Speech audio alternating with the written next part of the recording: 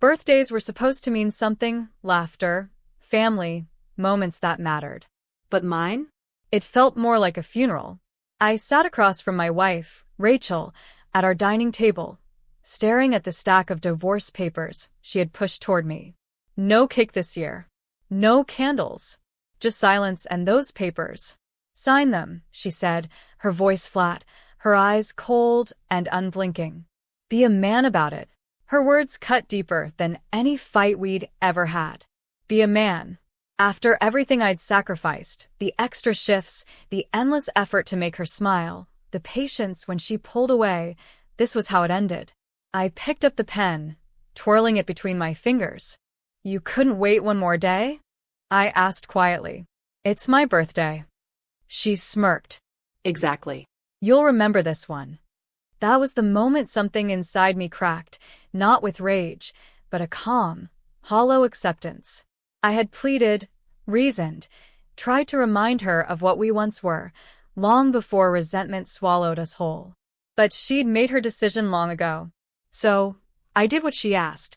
I signed every page, no hesitation, no tears.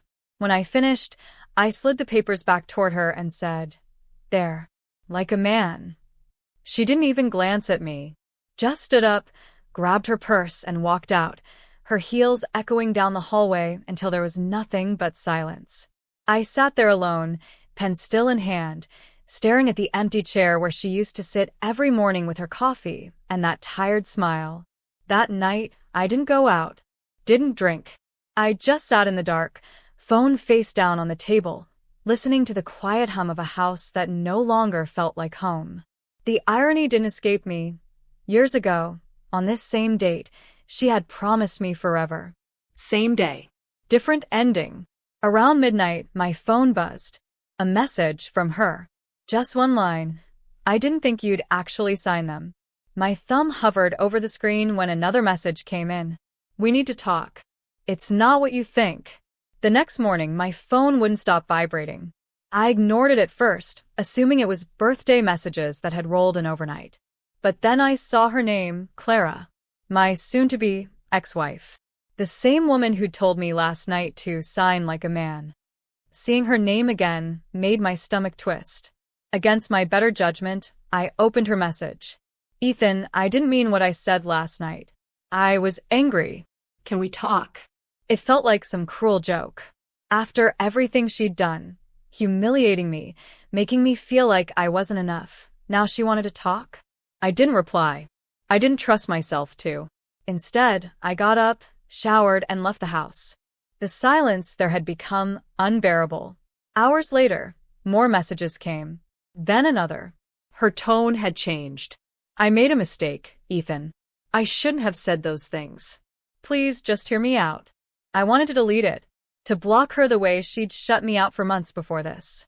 But something, curiosity, weakness, maybe both, made me scroll through our older messages. That's when I noticed it. Buried between her apologies and confusion was one message that stopped me cold. I told Mark it was over. He said he wouldn't let me go easily. Mark. The same friend whose name had lit up her phone countless times before she'd quickly turn it over, acting guilty. Everything suddenly made sense. The distance, the late nights, the sudden push for divorce. She wasn't running from me. She was running to him. And for the first time in months, I felt something stronger than pain, clarity. She hadn't destroyed me. She'd freed me. I didn't answer her messages. Not one. Instead, I went to the little cafe where I used to wait for her after work, the same place she'd always show up late, claiming another meeting. I sat at our old table by the window and watched the people passing by. Couples laughing, holding hands, reminders of what we once looked like before betrayal set in. It almost made me smile. Almost. That evening, she showed up at the house, no call, no warning. I heard her car in the driveway like nothing had changed. When I opened the door, she was standing there holding a small birthday cake, the one she'd ordered a week ago. I just wanted to talk, she whispered, her voice trembling. I let her in, but the house no longer felt like ours. She placed the cake on the table, her eyes red, her hands shaking. It wasn't supposed to happen like this, she said softly. He was there when we were falling apart. I thought he cared. I stayed silent. I'd spent months trying to decode her silences. Now it was her turn to face mine. She kept talking, apologizing, crying. I ended it with him, she said. He meant nothing compared to you. But words after betrayal are like ashes after a fire, proof something once burned, but never enough to rebuild from. The papers are already signed, I told her quietly. You said to be a man. So I did. Her tears came harder. She left that night without saying goodbye. A few days later, her final message arrived. I thought I'd won when you signed those papers. Now I realize you were the only one who ever really loved me. I didn't reply. I didn't have to. Because somewhere between her betrayal and my silence, I found peace. Not revenge, not closure, just peace. The kind that comes when you stop begging someone to love you right and start loving yourself enough to walk away. That, in the end, was the best birthday gift I could have ever given myself.